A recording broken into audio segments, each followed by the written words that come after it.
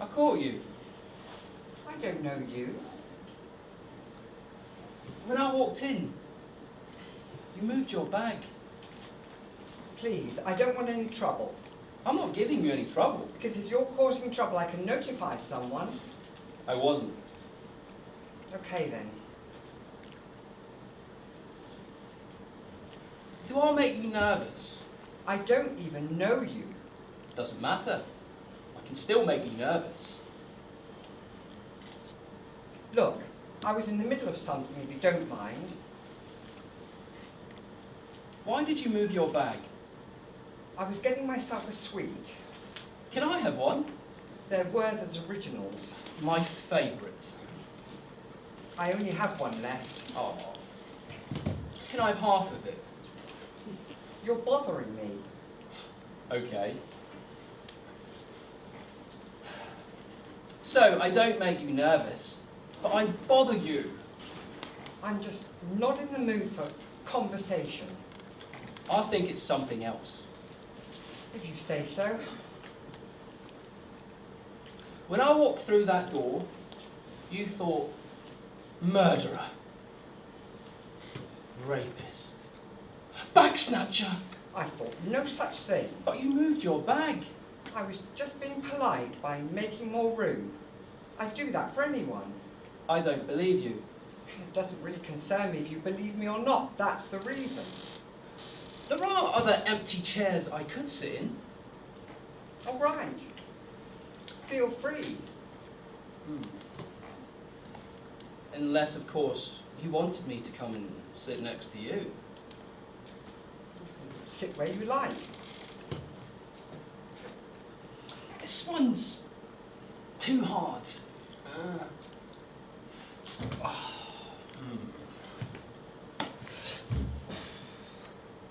No, not right either.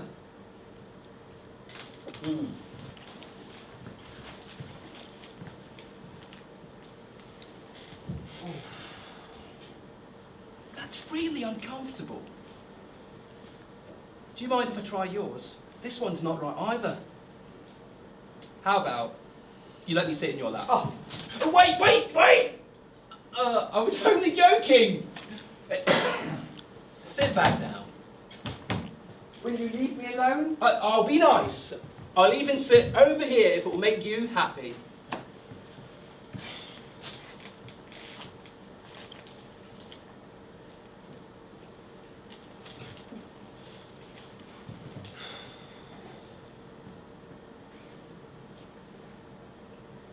Why are you here? Why are you here? I came to see my parole officer. I see. Does that bother you? And you wondered why I moved my bag. But when I walked in, you didn't know I was here to see my parole officer. You just saw me and assumed I was a criminal. I followed my instincts. What you just said about you being a criminal was exactly what my instinct was telling me. So you moved your bag. Right. Well. You knew. I suppose I can't go anywhere anymore. That must be why when people cross the street, when they see me coming, it's just like, poor body odour, you know, bad personal hygiene. No one ever tells you have BO until it's too late. And then you come home after realising that you forgot to put on your deodorant. And you wonder why the hell no one was talking to you. Thank you. Thank you for letting me know that you have the instinct to see that I have criminal written all over my face. I'm sure if you dressed a little better, that might help. Maybe throw away my hoodie, eh? Get myself a nice suit, shirt and tie, all booted up or something. Clean yourself up a little. Sure. Thanks. You've really helped me with your advice. What's your name? Why do you want to know my name? Well, I can't tell all my criminal friends that some nice lady helped me. I'd like to put a name to a face. I don't think you need to know my name. Come on. If I tell you, you'll leave me alone? Cross my arm. Gabrielle. What? That's my name. Gabrielle. Okay.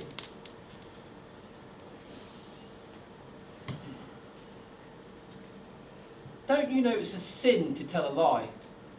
I know that. You feel okay being a liar? Who said I was lying? You don't look like a Gabrielle. A Gabrielle is a young, beautiful lady's name. Thank you. No, no, no, don't take this the wrong way. But there's no way you're a Gabrielle. You're given a name at birth and you keep a name for life. Even beautiful young women named Gabrielle eventually grow older. Yeah, but they don't grow up to look like you. How can you tell what a person should be called or not? You said I look like a criminal. I did not. Did you or did you not just admit to me that I look like a criminal and that you had an instinct? And you were right, weren't you? Let's just leave it, shall we?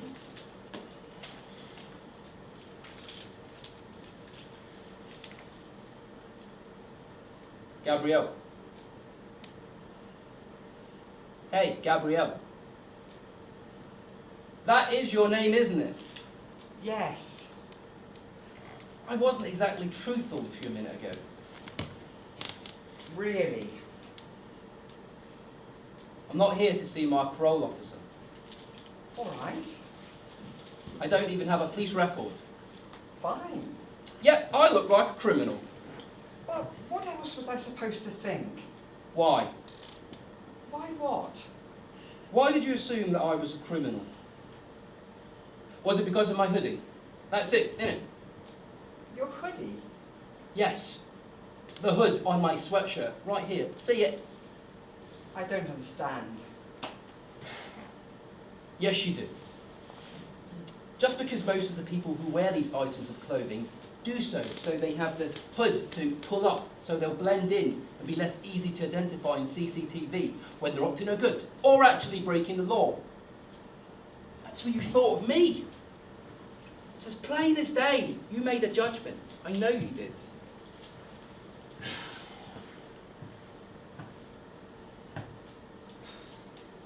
I haven't seen anyone else come in here yet. Outside at the front desk, they just told me to come in here and wait. This place is messed up. Just like every other kind of bureaucracy. Keep you waiting as long as they want to. Unless, of course, you've done something wrong. Then, they're up your arse with a microscope. I can't be waiting all day. Hello?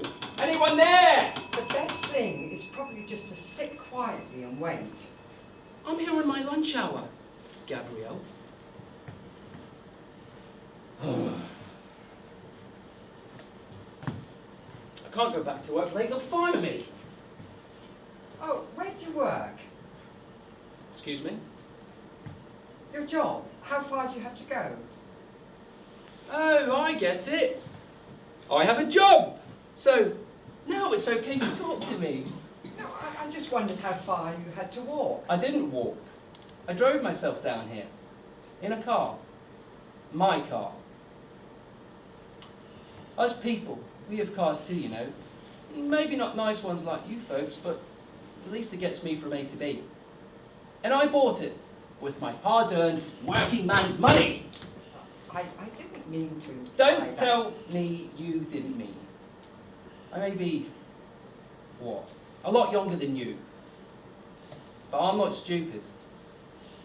I know what you meant. Please, don't be so sensitive. Am I wrong? Did I jump to conclusions about what you just said? Am I misunderstanding you? Yes. Well, now you know how it feels. I don't know what it is you're trying to prove here. I assume things about you, just like you assume things about me.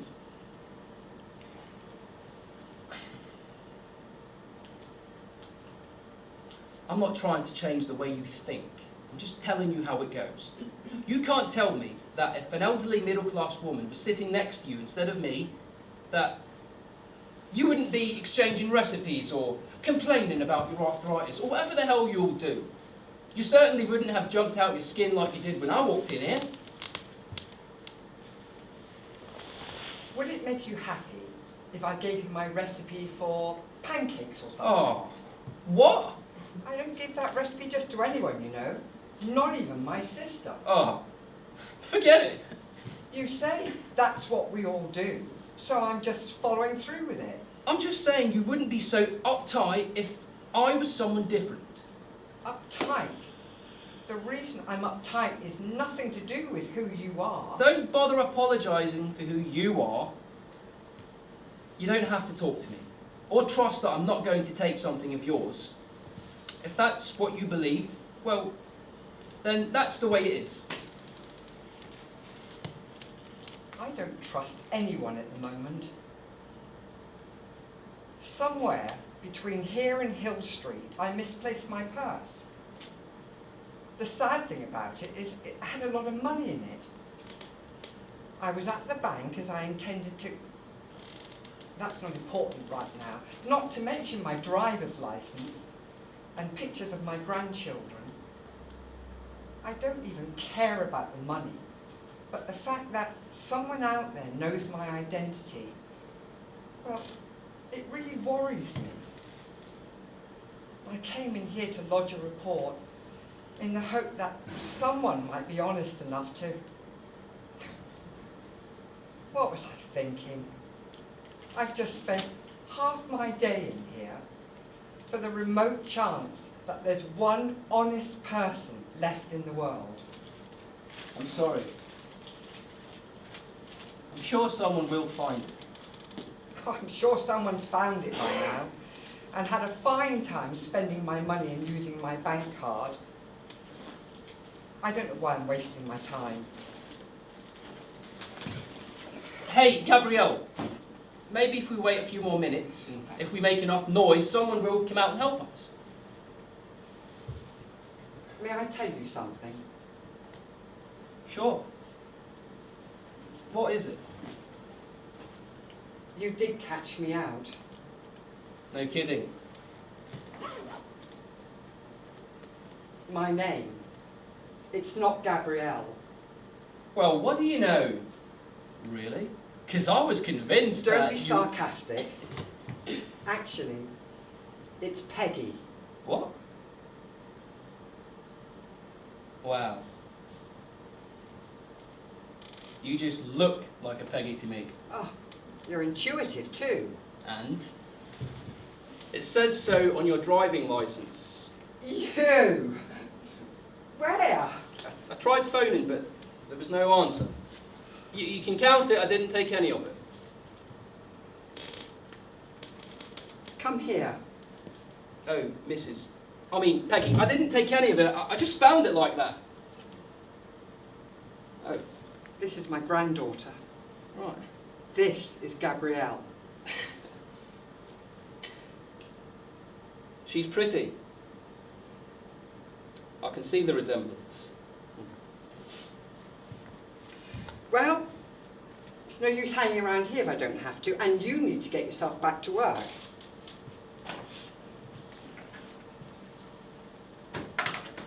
Don't forget to cross your name off this list.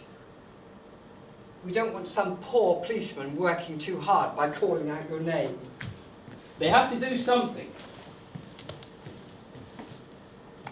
Hey, Peggy, you forgot I forgot my purse.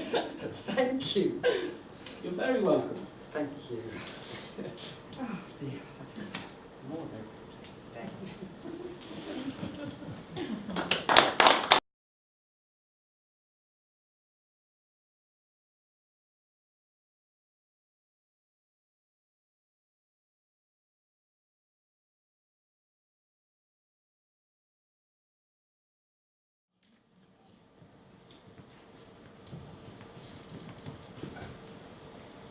Sometimes life can take you quite on an extraordinary turn and lead you to a place that you never expected or anticipated was possible. Such an event happened to me, and I kept a journal, and I'd like to read it to you now. My name's Bobby. I used to be a comedian, professional like, work in men's clubs, and then on to bigger theatres like the Alhambra and the Pavilion. I even played the London Palladium once. I performed literally as a straight man. It saved any difficulties when dealing with tipsy hecklers who are bad enough without adding fuel to their fire. But I felt things were changing. A younger generation was coming through. More energy, more right on, so to speak. So I simply stepped aside. I'm more or less retired, but I still did the odd gig here and there, and that and teaching. I gave a night class at in comedy at the college once a week. Kept me going. And then I met Angus. And it was just about both of us after both of us decided that we weren't going to find anyone at all. I'd done all the right things, and possibly some wrong things too. I still found myself unattached. So there I was. And the truth is, well, there were times when I could actually feel it. I could actually feel the sheer weight of loneliness. It was terrible. It was almost choking me until sometimes I could hardly breathe. Until, well, a little sob started me up again. You see, you have to be very independent when you live alone, or the bills won't get paid, the dishes won't wash themselves, and the bins won't get taken out. And then I met Angus. It was at the supermarket. We were just standing in the queue and we just started chatting. It was all safe, harmless, small talk stuff. How busy it was in there, surprising considering the time of day it was. Why it takes so long to scan some of the items. The weather, quantum physics, you know, the usual chit-chat stuff. Other people were starting to growl behind us because we were taking so long to move up. Worse still, not putting that plastic divider in between the shopping. He had such a lovely chuckly laugh. And we laughed a lot that day waiting for our shopping to be scanned. He waited to walk me to the bus stop after our shopping, and he said, would I like to join him for coffee? He chuckled and he said, I really meant for coffee, it wasn't a euphemism. I hadn't even thought that he too might be similar to myself. I've never publicly came out, you see, and at my age I thought I'd better not burden myself with the gossip and the possible leering looks that might come of it. Should I have made it more clear about my sexuality? You see, I regard that as a private thing. It's no one else's business but my own. We agreed to meet the next day and coffee became dinner. 6 months later we formalised our relationship with, well, we both agreed it was a lovely civil ceremony. I thought I'd lost my libido. I remember thinking once that it was like being unchained from a lunatic. But we did have some quite romantic times together. Then, ever so gradually, life slipped into a routine, as if we'd been practicing this for decades. We never really disagreed about anything, and we both understood that we had lives before, but we felt that we wanted to start our relationship from scratch. This probably sounds really twee, but he'd all these pet names for me. You know what you mean? He would say, pass the potatoes, please, pumpkin, or what are you cooking, Cuckoo? Or where's my new shopping bag, Sugar Puff? Then one day he said, pass the HP sauce, fat arse. I was stunned and shocked and asked him what he'd said, and he repeated it. Pass the HP sauce, fat arse. Well, I remember thinking, that is it, the honeymoon is definitely over. I thought it might be something, he was just having a bad day, or he was overtired. But this behaviour continued, and we started fighting over silly things like me leaving the toothbrush on the sink, or whether to put apples in the fridge or on a bowl on the table. We stopped all this after a while because it just took too much energy. There were days when we even stopped talking too. Sometimes we'd be almost back to normal. I say almost. There was still that sense of unsettled atmosphere between us. I just didn't understand what was happening. Then Angus started to lay in bed longer and longer each day and just mope about the house in his horrible white woolly dressing gown. I avoided saying anything that might lead to a disagreement, but I felt as though I was walking in eggshells. Do you know, I never really appreciated what that's meant before. If someone was that difficult, I'd simply just avoid them as much as possible until the mood wore off. But I couldn't just avoid the man that I was linked to via a ring and a signature on a piece of paper. So I tried to be patient, tried to be kind, understanding. I remember once I stopped by the supermarket where we first met and I gave him my phone to see if he wanted anything. And he said, "No, I'm sorry." I thought that was a strange thing to say at the time, but I never gave it another thought. I was feeling a bit tired as I didn't have the car, so I took a taxi home and I was struggling up the path with the groceries. And I called out to him when I came in. He always at least answered me with a grunt, but I never heard anything this time. I put a few perishable things in the fridge and then I went upstairs to check the bedroom. I checked all the rooms and then I went outside and I couldn't see Angus anywhere. He always left me a note on the kitchen table. This time there was no note. Even when we weren't speaking, he would always leave me a note so I wouldn't worry. So as there was no note, I knew, I instinctively knew that something was very, very wrong. We had this run-down detached garage at the side and I could hear an odd sound coming from in it. The car engine was running. I ran to the garage with this horrible taste coming up in my throat, tears flooding down my face already. And I got to the garage, struggling with the door as I always did. He was in the front seat, passenger side, just leaning against the door. I hesitated, trying to decide what to do. Do I turn off the engine, call for help, get him out? I went to him. The door was unlocked, so I just opened the door and he simply just fell against me. I tried to pull him out of the car and got him out of the garage and gave him mouth to mouth to try and get some air into him. There's nothing you could have done, the ambulance paramedics told me.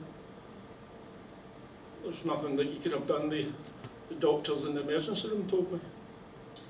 Nothing I could have done. Nothing I could have done. I didn't believe them.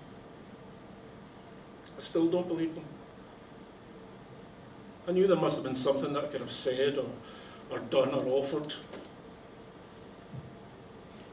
But although I realise that there is nothing greater than self-pity, the worst thing now is I could hardly remember the times that he called me punk. I just remember him calling me fat arse over and over again. But you know, the sad thing of all is, I'd love to hear him just say it one more time.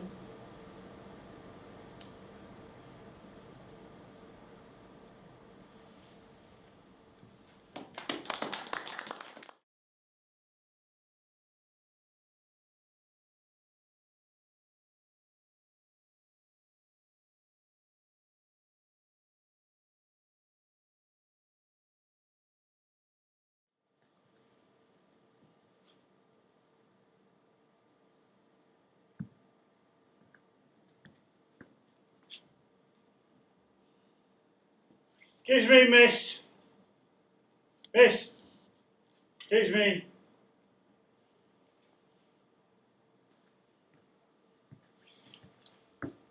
Hello.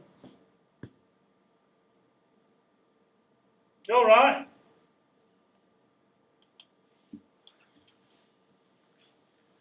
This is private property. I'm going to have to ask you to leave. What? Privately owned commercial area you're in. You're trespassing now. For your own safety, will you please vacate the premises? You're serious? Well, yes.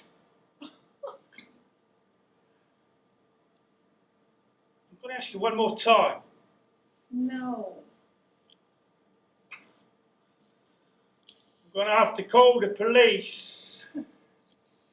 Tell them I said hello. Miss. The last time I called 999, the operator told me to kill myself.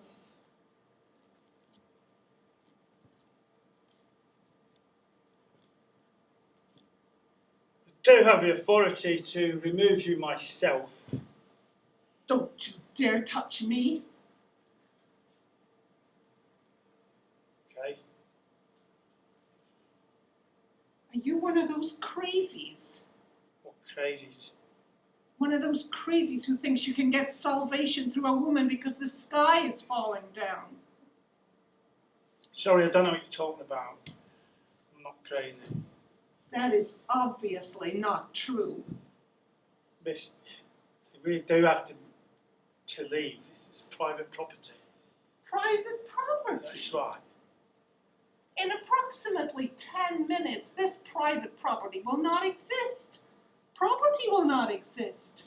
Trust me, if I could injure myself in one of these rusted hunks of metal to seek medical attention and the counsel of a trusted solicitor and bring a successful lawsuit against your obviously unsuccessful employer, and thus cause you to lose your pointless job all in the next 10 minutes, I would certainly do you the favor. Sadly, pal, I am unable to do all that. Now, stop being a jerk and leave me alone. Off you go and die with the world somewhere else.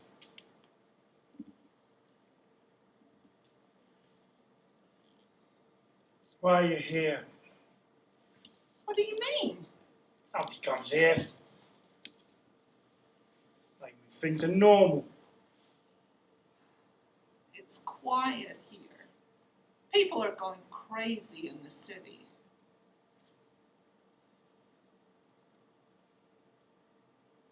All right. Promise me you won't hurt yourself. Don't take anything. Okay.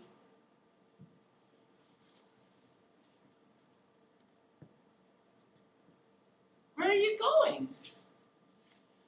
Back to security gate shed. To do what? Guard the gate. You are aware of what's happening, right? You do know what's about to take place. You mean that? You're seriously going to go back and guard the gate? What else should I do? I don't know anything else.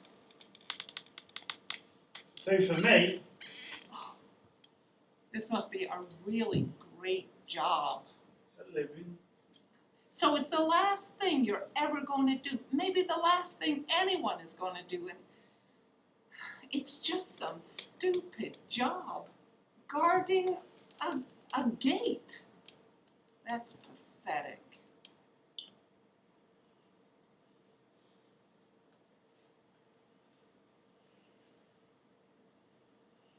Look, you're welcome to stay. Just be careful. No, wait. I'm sorry. Stay. You want me to stay? Yeah.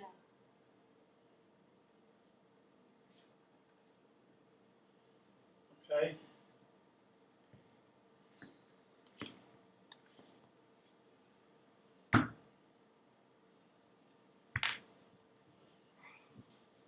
I didn't think people would be having conversations at the end of the world.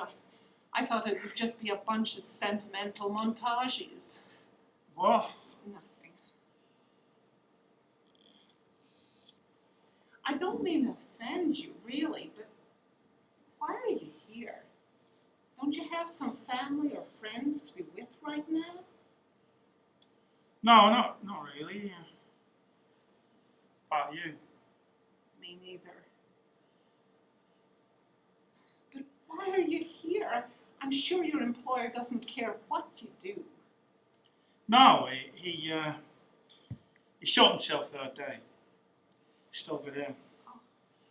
Well, why aren't you somewhere better than this, eh? Why aren't you off somewhere blowing all your money on booze and wild, unprotected sex? Thought about it. I just felt, well, doing this job for 6 years, every night's been the same thing. Pretty good at it. I like it. Lots of time alone to think. I like that. If I was to do something different tonight, just because I'm not going to be doing this tomorrow, it'd be like me saying, oh, 6 years I've been wasting my time. I don't want to feel like I've been wasting my time. I feel like I've had a good life. Oh, About you? It's really all that bad in the city. You seem like someone who should be at a brilliant end of all things party right now. those kind of things are overrated, and yes, the city is all that bad. Yep. Why are you here? I came here once with my dad when I was little. He went through a phase of watching old cars getting crushed up. It was stupid. So you said you didn't have any family. I don't, not now. So why this place? I remember the sky being big here. I want to see it happen. See what happened. It's stupid, never mind. You use the word stupid a lot. It applies to a lot of things. Sorry, what were you going to say? I want to see it touch us. I want to see it touch the ground. Oh, I think I'll burn up or something before that happens. I still want to try. It could be beautiful. Beautiful. Think of it like this. The earth is alone. Nothing touches it ever. It just glides along, spinning out of control, completely alone. Sure, little things pelted every once in a while. Most of them burn up, and some even get through. None of them really mean anything. But this is going to be huge. This is going to bump the whole planet Earth right out of orbit. They reckon it might send us crashing into Mars, and then who knows what could happen. This is a once-in-a-lifetime event. It's going to change the way things are. It's like a kiss. A kiss? Okay, yeah, it's stupid. I don't care. No, it's not stupid.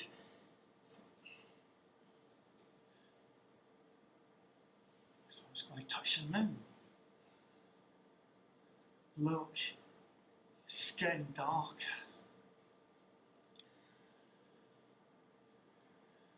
Do you think it'll hurt?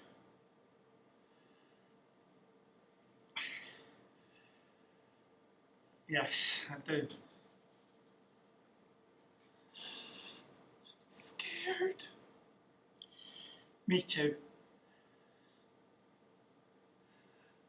Look, it's so black you can tell the sky's actually dark blue around it. It's getting really dark.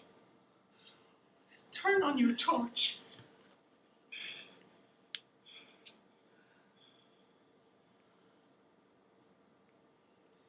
My name's Dennis. I'm Vicky. Hi, Vicky.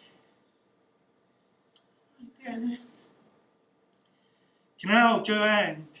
Yes. Thank you.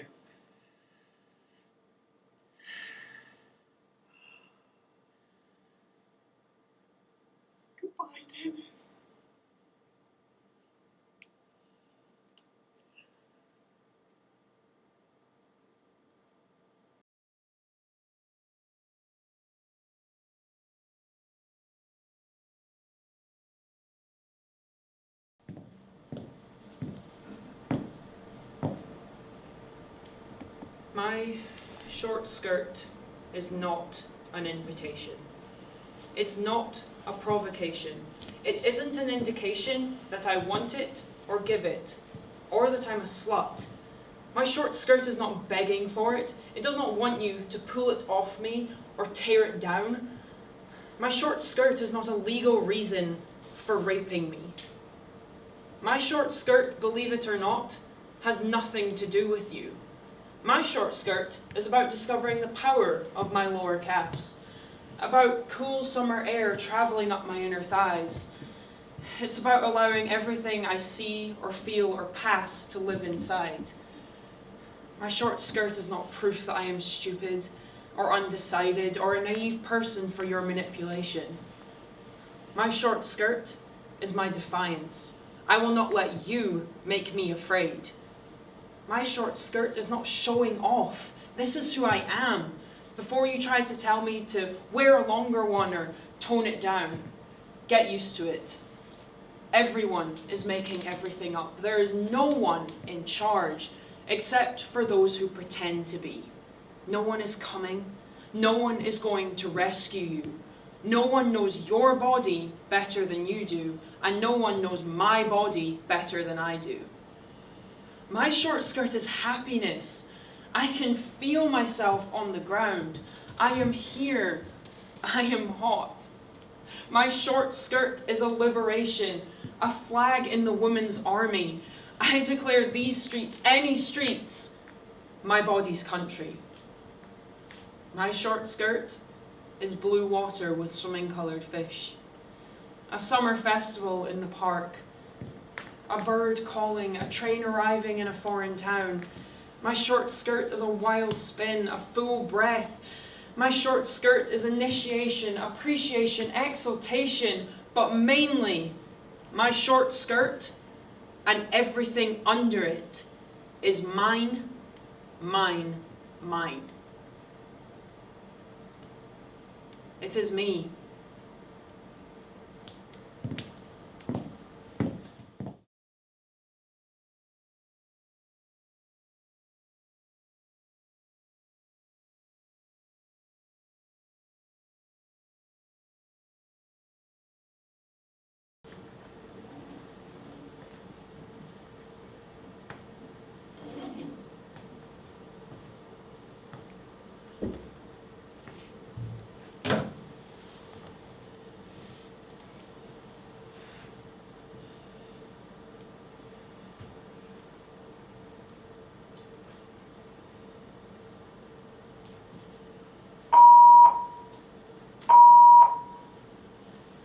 Danny, where are you?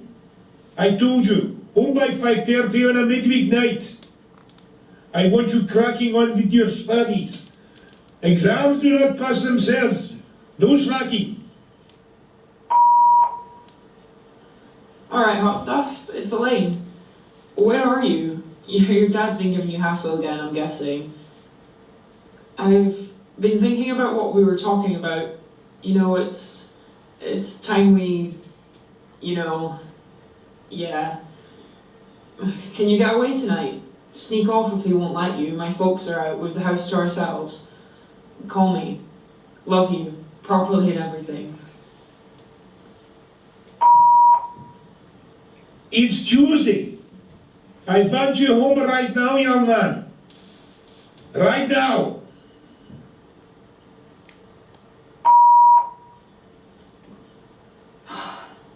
How long did I wait for you? Nearly all night. No answer to my texts. You're in major trouble, mister. It'll take weeks to make this up to me. Get ready to grovel. Danny, I suppose you think staying out all night is funny. Something will not get you anywhere. I told you going out this Friday night is a no-no. You pleaded with me to enforce you to study, to focus, to keep your eye on the ball for these exams. No nightclubs, even if all your friends are going. Call me. Call me, your mother's worried.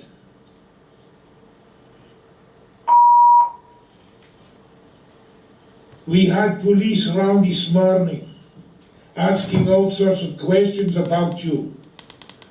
Your mother couldn't answer them, far too upset. So I did. Am I supposed to know who all of your friends are? There's also Elaine. She was around at lunchtime. You really should do better.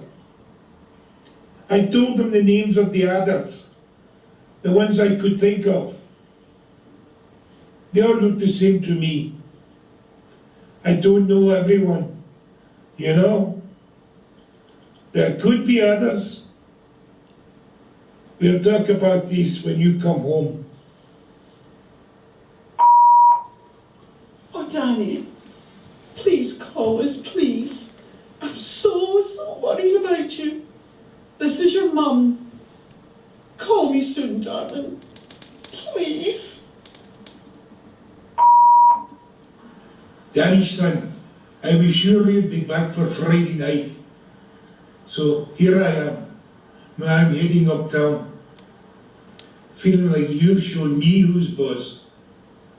I'd probably have let you go if you had. I don't know. Maybe not. You're in all the papers now. It started yesterday. You always said you wanted to be famous. The police think you've had long enough to cool off, that it might be that you're sulking. The newspapers are saying we argued a lot. I bet it's Elaine. She looks the type. Everyone thinks we drove you out. I can tell. They're wondering if we did more than argue. I feel like I'm on trial. We are just normal people like everyone else. Please come home. Please phone us, son.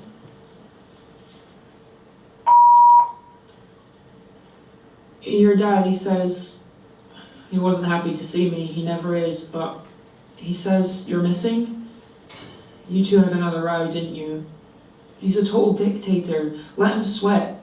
You should call me, though. I won't tell anyone. You're all right, aren't you? You haven't gone off with that Nina, have you? She is nasty. Let me know you're okay. Please. Love you. Properly and everything. Danny, this is Police Officer Miranda Collins from the Missing Persons Unit. If you receive this message, please call the unit on 01221 777 987 or your parents as soon as possible. We just want to know that you are safe. I repeat, please call as soon as you get this message. Thank you.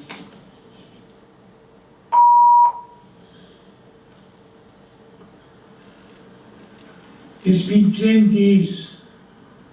We have a constant load of press and cameras, so many of them outside the house. Your mum, she's, well, I have the curtains drawn all the time. They have those telephoto lenses. They can watch you from miles away. I've no real idea why they sit outside the house. It's been 10 days, Danny. I need to know where you are. I don't want to know if it's something bad. I really, I just need a sign that you're okay. Do you hear me, son? I need a sign because I really feel like you're slipping away from me, from us, from your mum and me. It's been 10 days.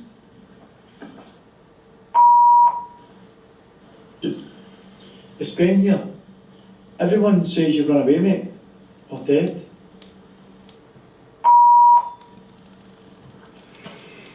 The newspapers are saying when you were younger, you were bullied at school, and now it may be happening at college. I didn't know.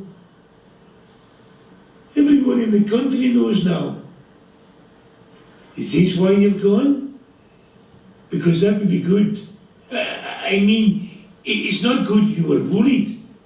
You should have said, but it is good. It means you left. If you left, if you chose to, that means you're out there. Are you listening to me, Danny? I can feel you out there. Because if you left, then that means no one took you away. Or did they? It means you're alive.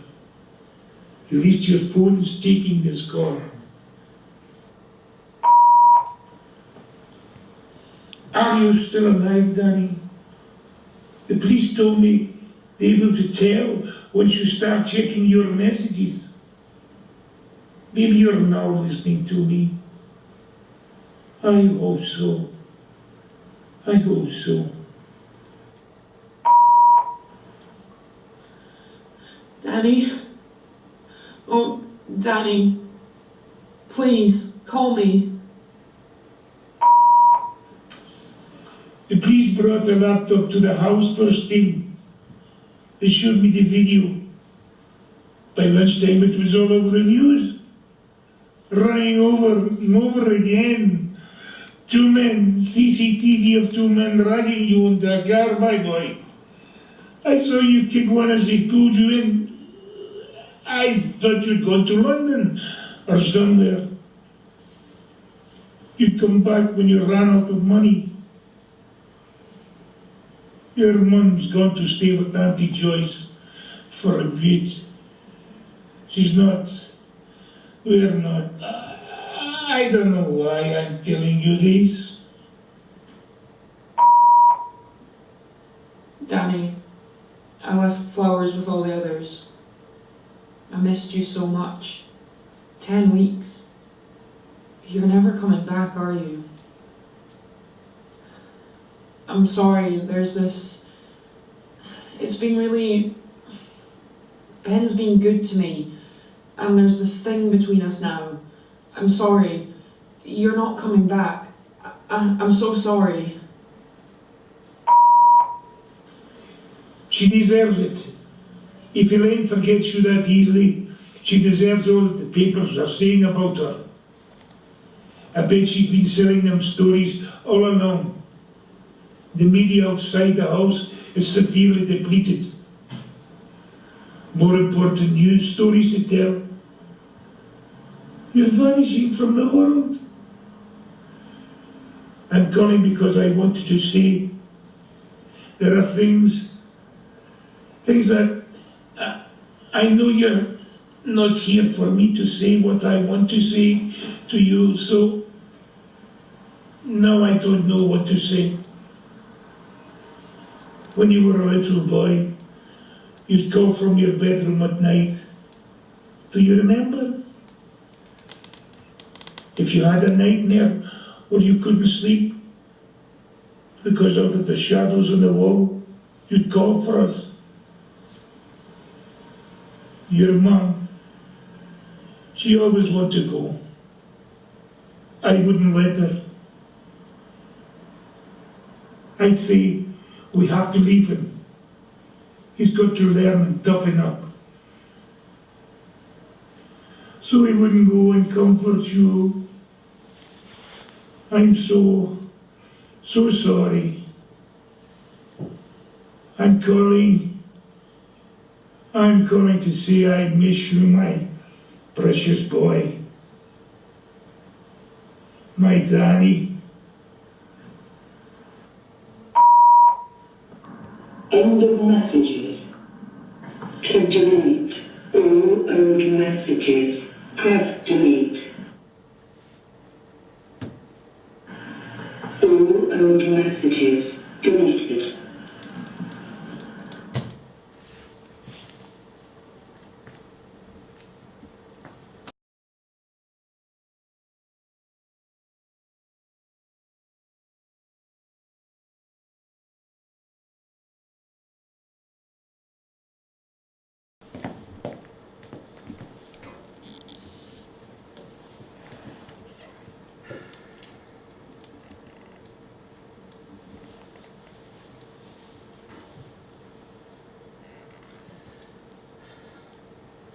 Next week, I start rehearsals on some grim new afternoon regional pap with Kenny Grisewood, the posh Ponce Oxbridge loser, whose writing skills barely compete with Peppa Pig for challenging dialogue.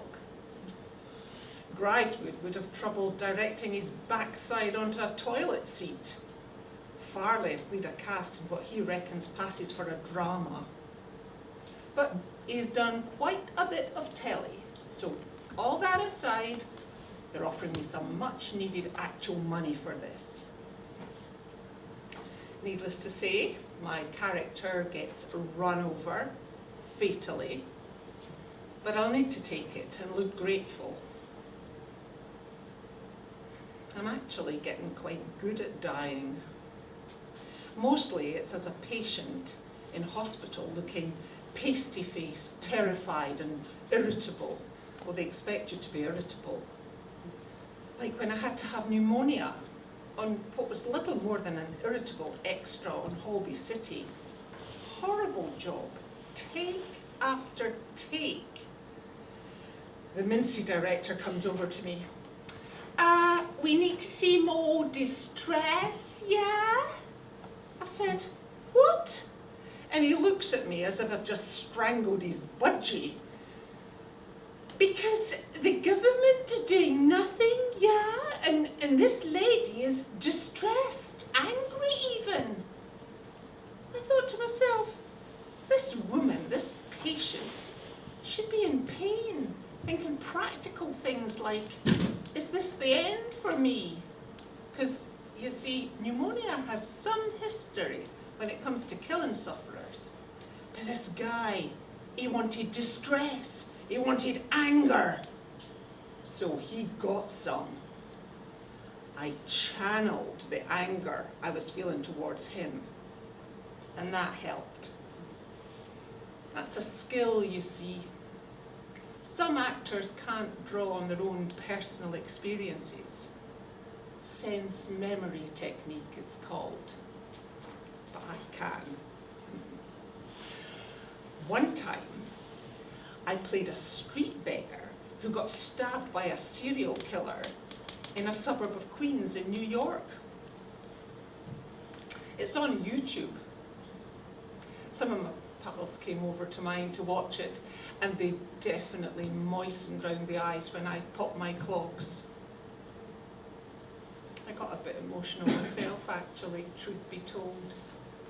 It's just my face. I've got that kind of countenance. It really pulls on the audience heartstrings when my life is tragically brought to a far too early demise. They're thinking, what a waste.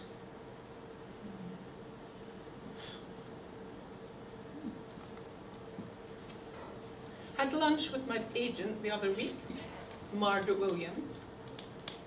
She's pleased I've been working, and so am I, but it's getting a bit samey, you know? I don't feel that I'm moving forward. She reckons I should be grateful. You're really pulling at the heartstrings, darling, really making an impact. I'm just worried that they're going to get sick of the sight of me dying again and again. The characters you get are pivotal, that's what they are, pivotal. I get that, Margaret, I do. It's really nice that my friends and other viewers or theatre goers get upset when I snuff it, but I'd just like to make it past page 10. But you get the full fee, don't you? That's not the point. Still, it's work. She said she might have a part coming up, playing a runaway nun stowaway on a long-haul flight. But what, I ask her. She dies in transit.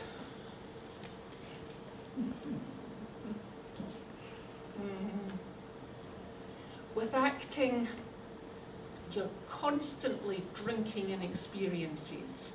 because you never know where or when you'll find that golden nugget to store up here for future use to tap into. An example. 2 weeks ago, I drove down with a friend. We drove down with a friend to an audition at the legendary Everyman Theatre in Liverpool. We pulled up in the car park and a couple of local Scouse scallies offered to look after our car for a £5. My friend says, no thanks, we've got a big fierce Alsatian in the back and he'll look after it. One of them replied, puts out fires, does it? Some people are born to perform. Cheers.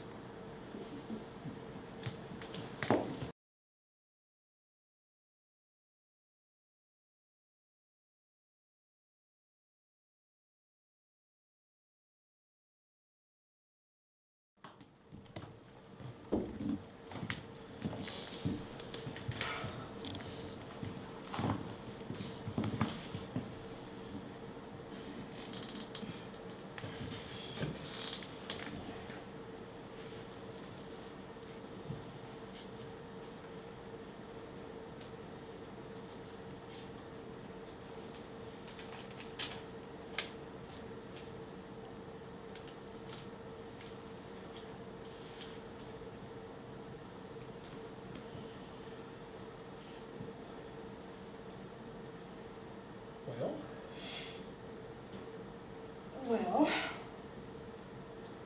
what? Well, it's something of a great occasion. 3 months since we first met. Oh. Yes. I can't believe you've counted it. Yeah, of course I have. Oh.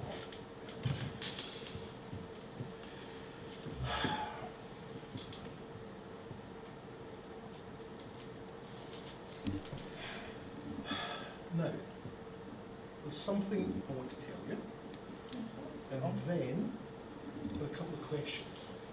Now, the second question is a little more important than the first, if that's okay. Well, I'm not about to run away because I'm full to the brim after that meal. So, come on then. What's the first thing you've got to tell me? Right, Abby. Okay, the thing is, I've written a poem for you. For me?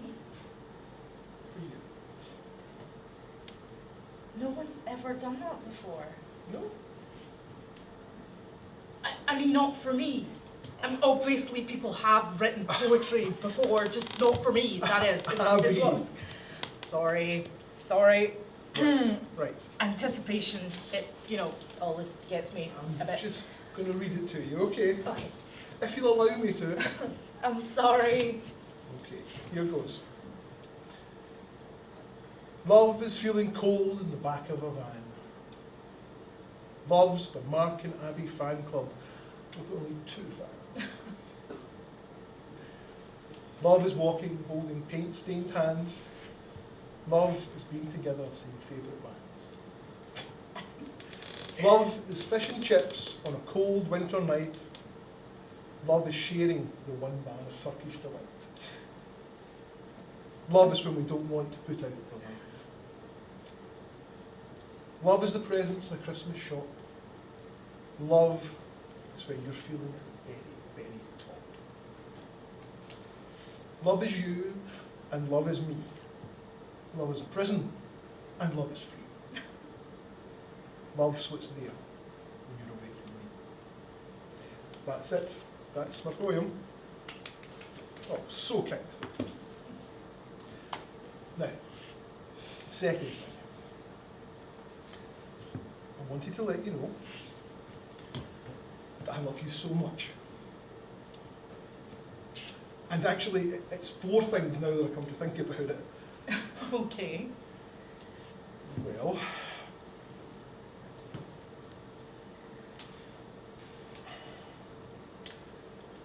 I would really like it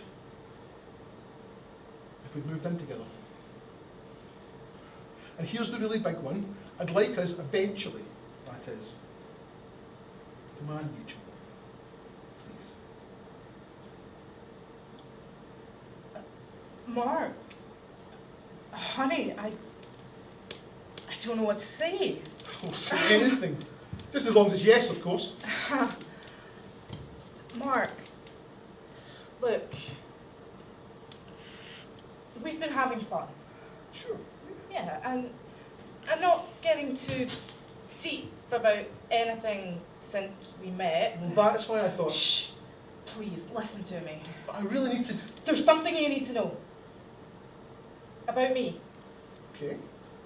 So just, please, be quiet and just let me explain. Okay?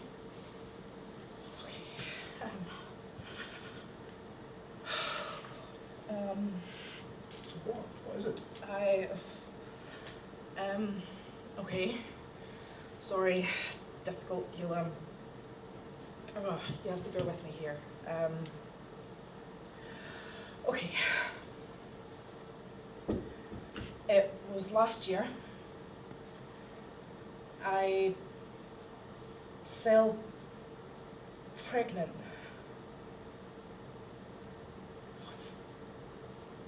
Me. With what might have been my own wee boy or wee girl.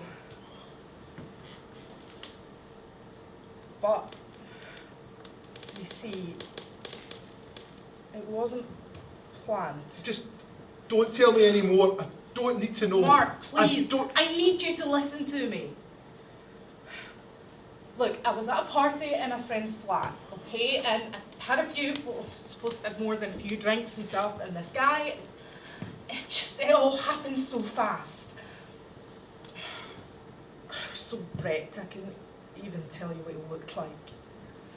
We went upstairs, we were away from everybody else, and to be honest, I don't even remember that much about it. But I do remember that afterwards, I was lying there and he turned his back on me as he zipped up. Almost like he was ashamed. And then he just walked out and he closed the door and he was gone. And that was it. I must have somehow left the party and poured myself into a taxi home.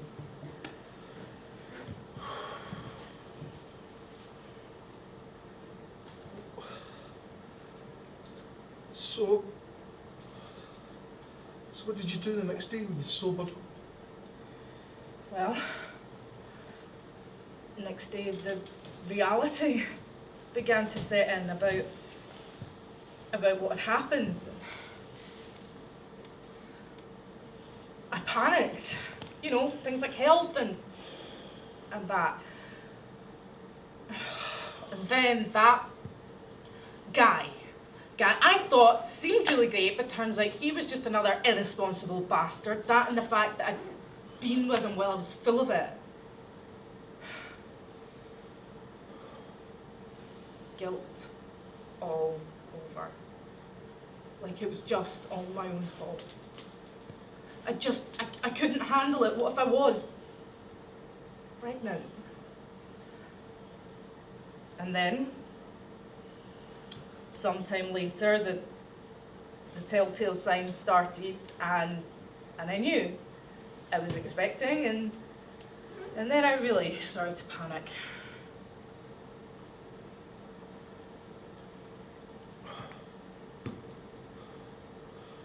So what did you do? Well,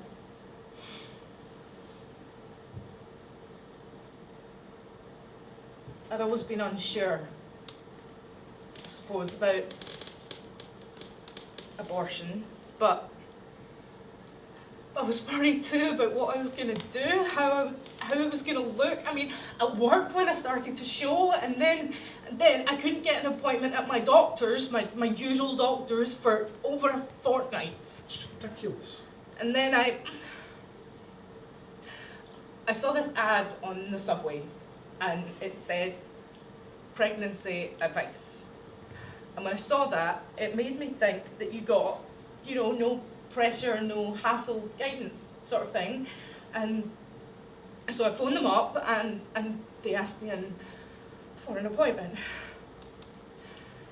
And well, I just thought there's no harm in just finding things out, because I didn't know anything about that sort of thing, you know, bits from movies, what people had told me, that everyone seems really miserable afterwards, but oh.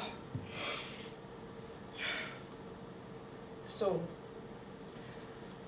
I went along and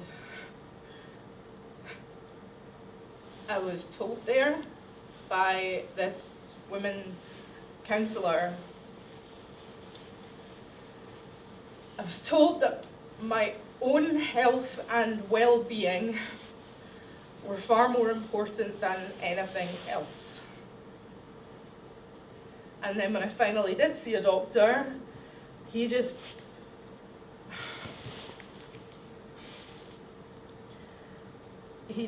signed my forms and asked me if I was sure.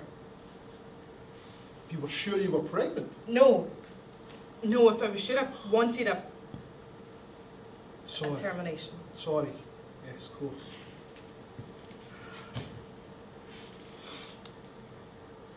I said no. Well, not really. But he said, well, are you as sure as you can be?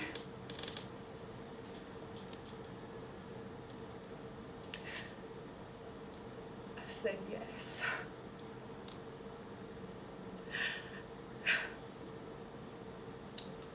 So,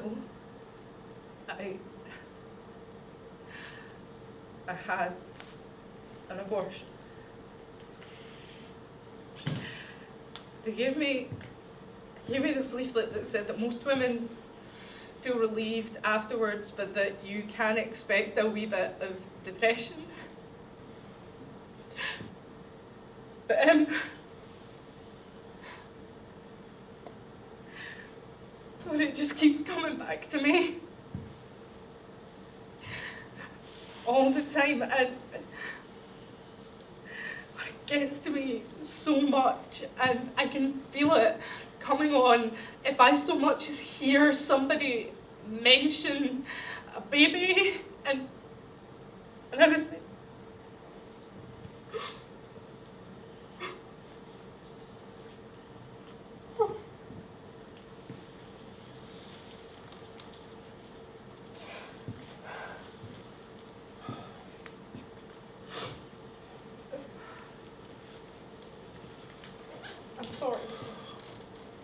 Abby, I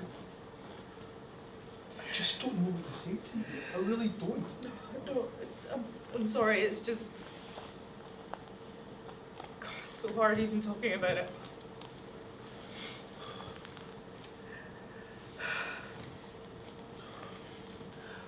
So, anyway.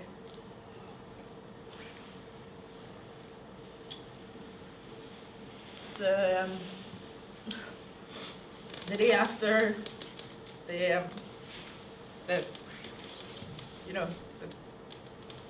procedure, when I woke up, I couldn't believe what I'd done. I was just in bits. I didn't stop crying all day. I ran out of hankies and toilet rolls. It was really bad. I was a complete mess. I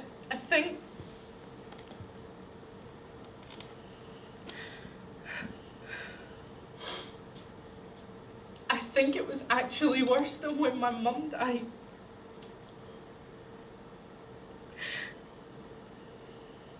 And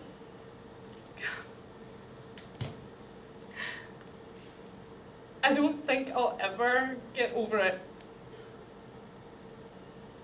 Ever. So Mark, I'm so sorry. honestly, I have so enjoyed these last few weeks with you, but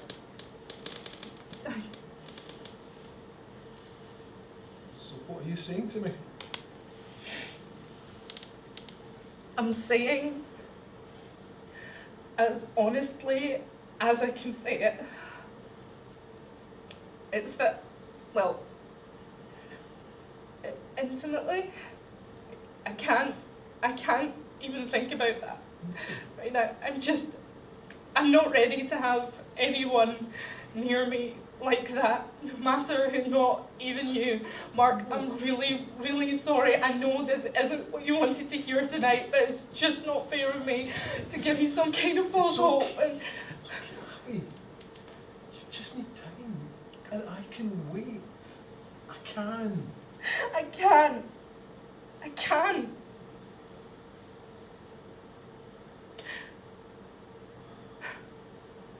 So that's it. That's me. That's where I'm at.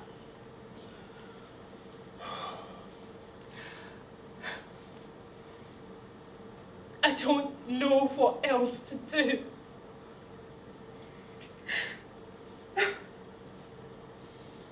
Honestly, honey, meeting you has been so great. You have taken my mind completely off it, even if it's just for these short gaps. And I know we've been going to different places, and that's helped, but the whole time it has been this massive, horrible struggle for me. I've been trying to hide it from you, but inside, I'm haunted.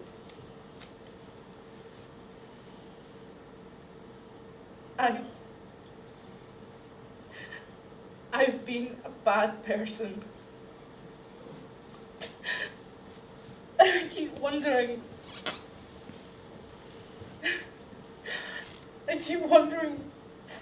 what my baby would have been like. And I'm never gonna know, and I can't.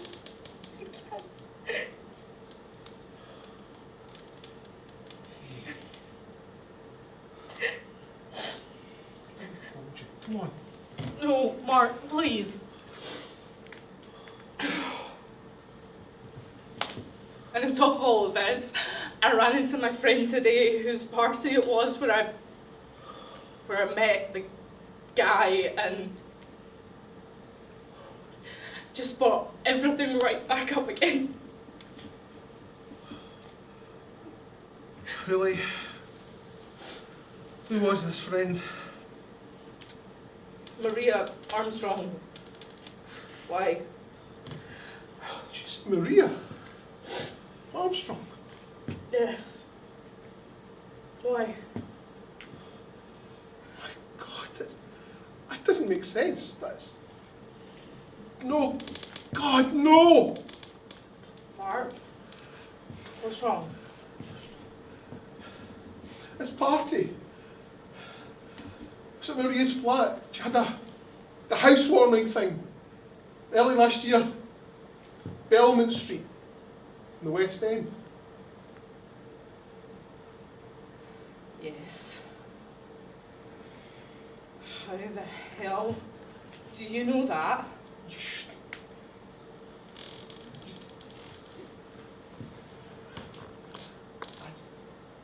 Oh, Didn't. my God. He was you. Was it you? It was you. You. You bastard! You bastard! Please, You no! bastard! No, I didn't know! I just didn't know. We were both drunk. You should have told me! How the hell could I have told you? I had no idea who you were! You could have asked around. You could have asked Maria. You just tracked me down. I didn't know about any of this. But you, I didn't know what you were going through. I didn't even consider that the last thing I wanted was anybody finding out. I was bloody ashamed. I am ashamed. I don't believe this. I don't. I am so sorry. So sorry. I was so drunk that night. And what you don't know is before that night, I hadn't done it. I hadn't done it with anyone. Do you not remember? I was so clumsy. I was embarrassed. The whole thing was so bloody awkward. I didn't know what to do, especially afterwards. I was so smashed. I couldn't string 2 words together. I'm so sorry. With the greatest respect to you, you and me were at that party, and you and me both were so very drunk. Mark, I'm going, okay? I have to, I can't, this is too much to take in. Please. Wait. Look.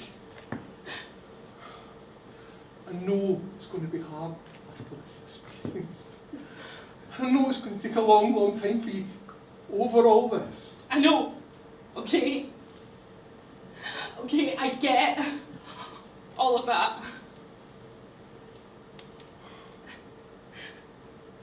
But see, what you don't understand is that all my times with guys before, they'd been fine, you know? Nothing too heavy, just trusting my instincts, but then... But then came the party. Then came the party. So I know, okay? Yeah, you're right. I got really drunk. I let my guard down. I let myself down, and then well... Abby. Look.